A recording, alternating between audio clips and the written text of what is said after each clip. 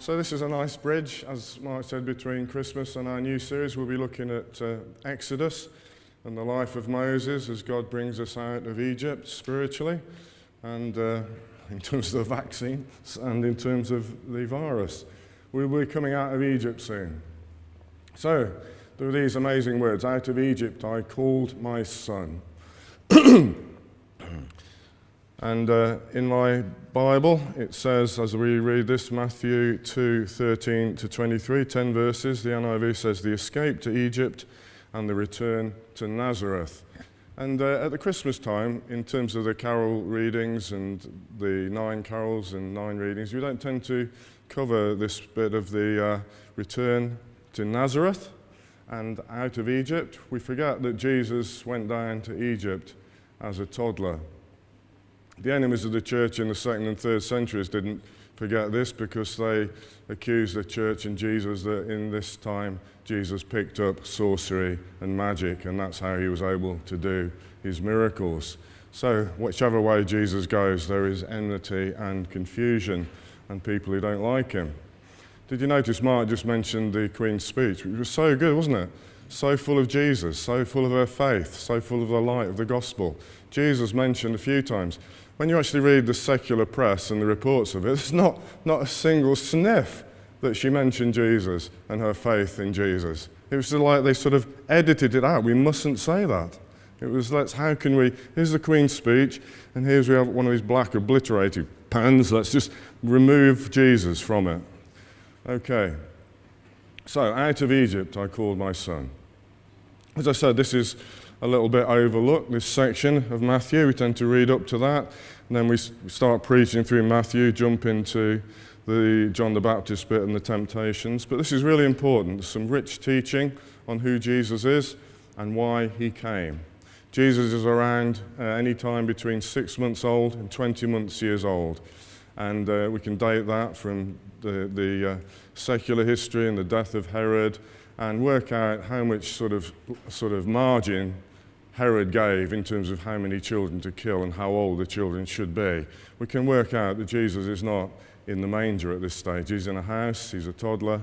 And this section is so full of angels and dreams and miracles and tyrants and this quiet hero who is often left out.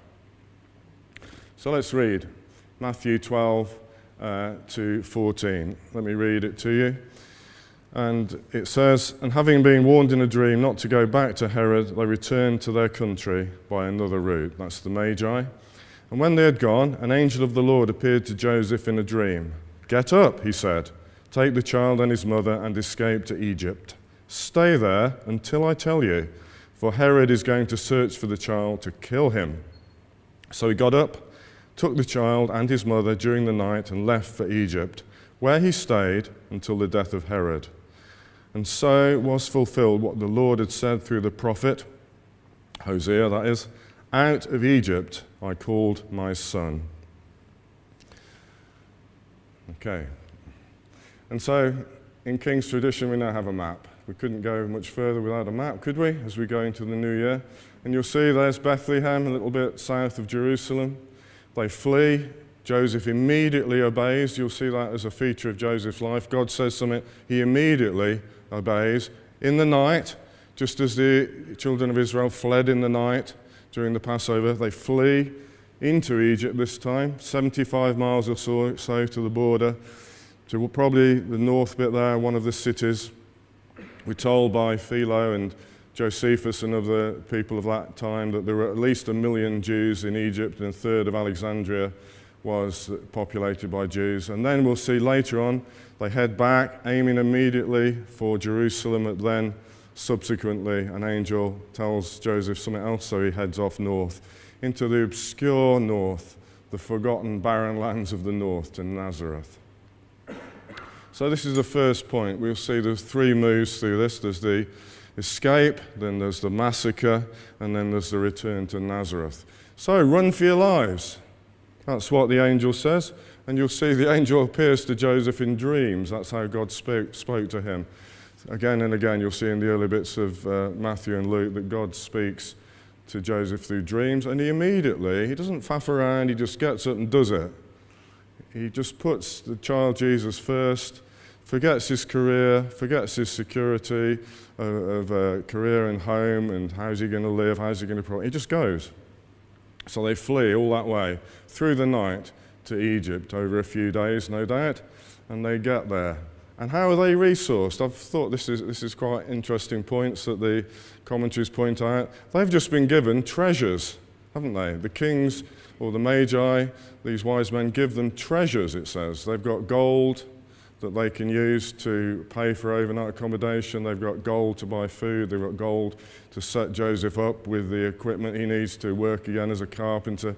They've got frankincense. They've got myrrh if they need to sell that. They're not penniless. They're resourced by God, by God's provision. They're actually resourced by Gentiles. They're resourced by pagans who've come hundreds of miles to give him the means to go off into Egypt. And it says then Matthew loves to, through his gospel, keep saying, and so was fulfilled the Old Testament, because he's writing largely in the first place to Jewish people and Jewish Christians, and he keeps saying, and so was fulfilled. And here he says, and so this bit fulfills the prophet Hosea from the 8th century. Out of Egypt I called my son. So we need to think about that for a moment. What's he talking about? He's saying that just as Israel was the Son of God, represented the people of God, so Jesus is the fulfillment of everything that Israel was supposed to be. Jesus says, I am the true vine. What he meant was, I'm everything that Jesus was supposed to be, the vine of God. And you'll see in this section of Matthew and in our section, there's comparisons again and again here between Jesus and Moses. And as Mark indicated, we'll be looking at the life of Moses and coming out of Egypt and the Exodus over January to Easter or so. And remember in the Old Testament, God said of Israel, the people of God, he said, Israel is my firstborn son. And so the infant nation of Israel went down to Egypt. Do you remember? I don't know how much you know of the Bible, but in the time of Jacob, there was Abraham, then there was Isaac, and then there was Jacob. And Jacob had a son called Joseph, who was taken into Egypt, and he became the boss. And eventually, Jacob takes Israel down to Egypt to survive the famine. So the infant nation went down to Egypt, and now the infant Messiah, the infant Christ, goes down to Egypt. One greater than Moses, the true vine. And as God brought Israel out of Egypt to serve God, so he's going to bring his son out of Egypt to serve the purposes of God. He's going to come to be the ransom, you just sang that, the ransom for our lives, the true ransom, the true Passover lamb. And if Israel was brought out of Egypt to serve, if Jesus was brought out of Egypt to serve, so you and I, who have been brought out of the Egypt and the captivity of sin, anyone who sins is a slave to sin.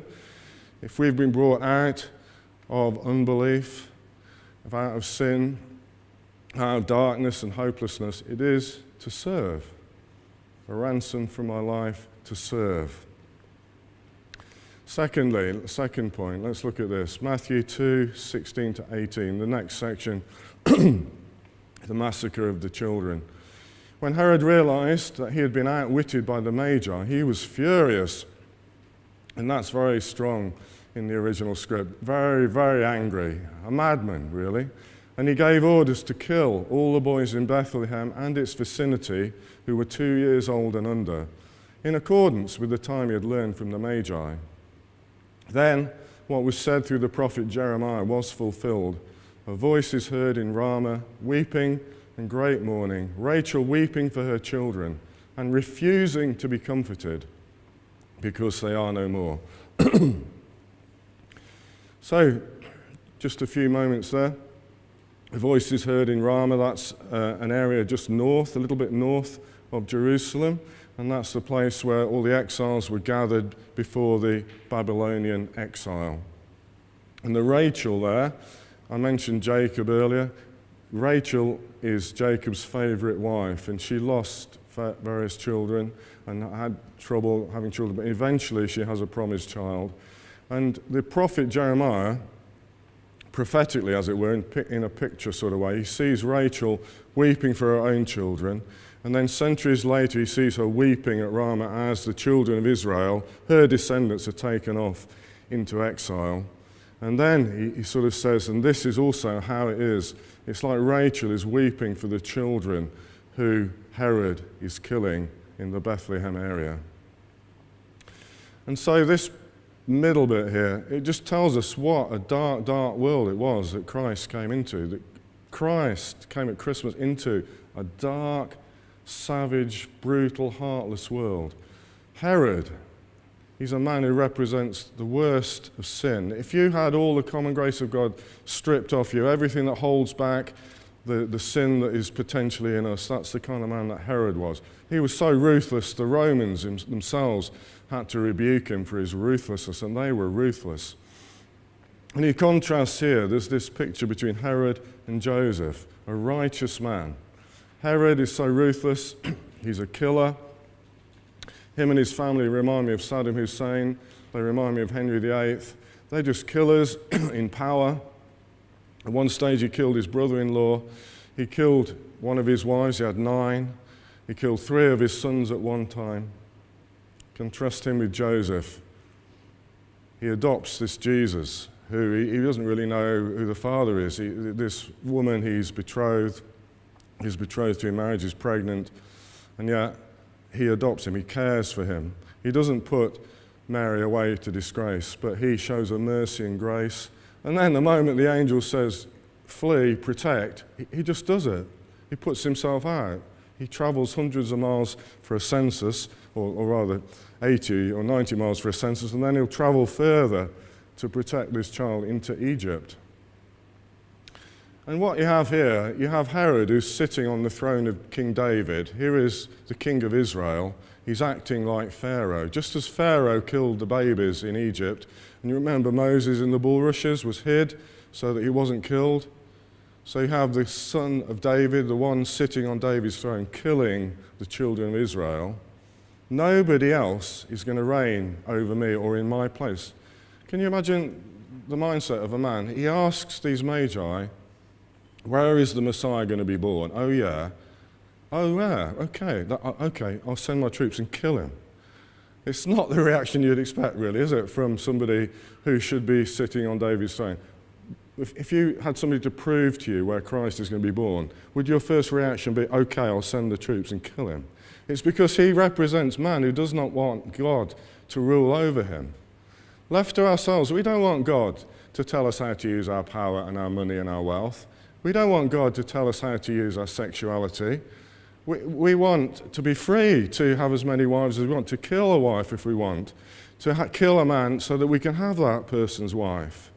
We want a God who is sort of there in the background but has no control over our money, sex and power.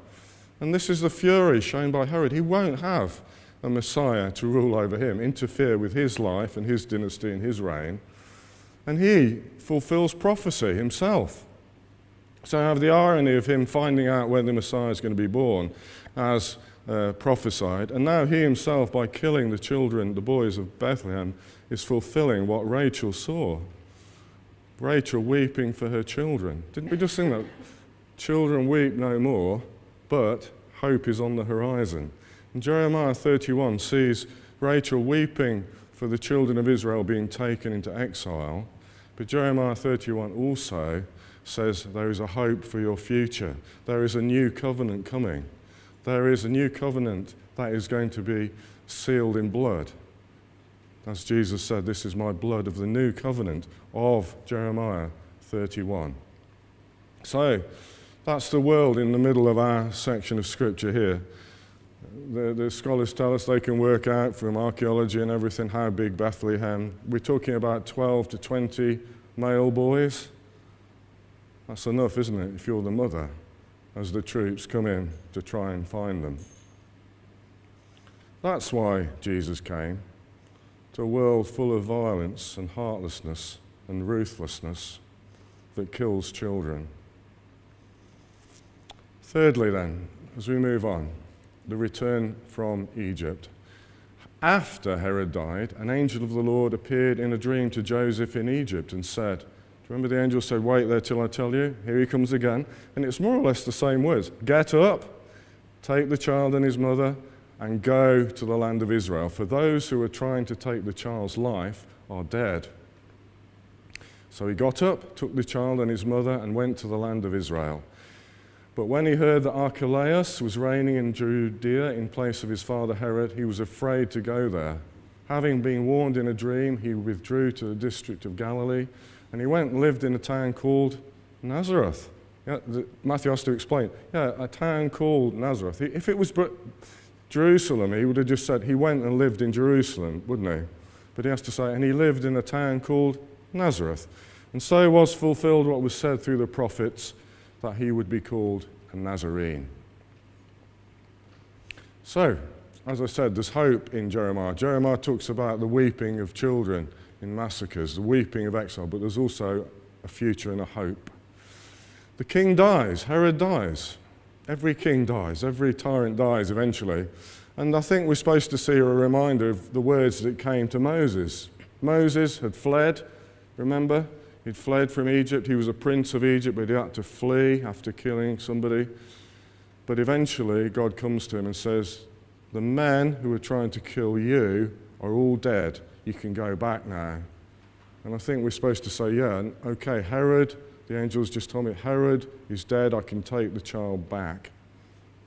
All the men who wanted to kill you, Moses, are dead.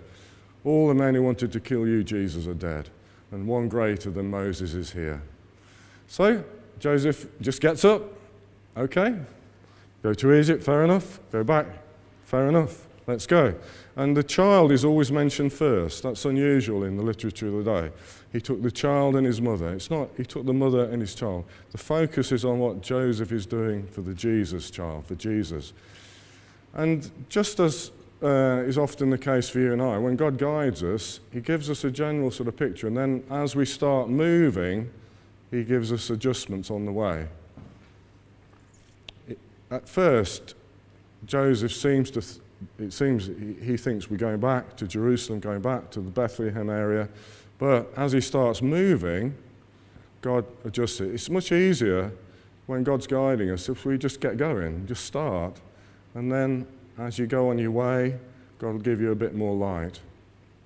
It's like orienteering. You go to the first point, you're obedient to that, and when you get there, God then says, okay, next bit. Archelaus. Herod died and his kingdom was divided into three. That's why it gets so confusing in the Gospels and in Acts, because there's all these Herods, and there's lots of them. There's Herod, this great Herod who's died, then there's Herod Antipas and Philip and Archelaus, and he was another natural-born killer. At one time he killed 3,000 all at once. And he was so brutal and so ruthless that the Romans themselves, who were natural-born killers, they removed him. They said, this is out of order, you're just too ruthless. And they replaced the king who was supposed to be over Judea by procurators. And you may have heard of one of them. His name was called Pontius Pilate. And that was all down to this man, Archelaus, being so brutal. And so, because he's there, God tells him, don't go there. You're going north. You're going north to Galilee, to the very edge of the Holy Land. And the major cities up there were Tiberias and Sepphoris. And then there was this little forgotten place called Nazareth. And it was a backwater. And Nathanael, you may remember in John 1, said, can any good thing come out of Nazareth? Now, in my preparation, I had got a few modern contemporary places for Nazareth. But standing here on YouTube, I daren't say them. So let's say if you were expecting a king to be born in the Jerusalem area, Nottingham area, where would you expect that sort of prince to be born? And think of this area around here, mentioning no names or areas, you think of the dodgiest place you can think of, and would you expect a prince to be born there? Can any good thing come out of? Fill the gap. Don't say it aloud. So Jesus is a suffering servant. A suffering servant, come to give his life as a ransom for many. He's not going to be born in Windsor. Put it like that. He's called out of Egypt to fulfill the Passover and everything the Passover represented. He is going to shed his blood as the blood of the new covenant. He is the sacrificial lamb. Behold, the Lamb of God who takes away the sins of the world. He fled at night into Egypt, and the Israelites came out of Egypt by night to serve the purposes of God. So this section shows us how Satan tried his very, very best, using ruthless, evil people to kill Jesus and to prevent salvation and prevent the plan of redemption. Joseph and Mary, in obedience, preserved Jesus. And Joseph in particular is not mentioned very much, but God says to him, do this. He goes, right, there we go. So the question is, what are we going to do about this plan of salvation? That's the question that Christmas and the birth of the Son of God tells us. You just sang, didn't we? He's the ransom for our lives. You could say to him, you've done this for me. What can I do for you, Jesus? So this Christmas time, this sort of sleepy Sunday between Christmas and New Year, it's a reflective time, isn't it? Yeah, as Mark said. But it's also a time when we can reflect on what we can do for Jesus. If our hearts have grown cold towards him, it's time to stir up the fire again. If we're thinking about this, humming and hawing, well, take the example of Joseph. God spoke to him, and quickly, immediately, he obeyed. If God's talking to you, don't mess about. Just do it. There's a light in the darkness, and it's shining evermore.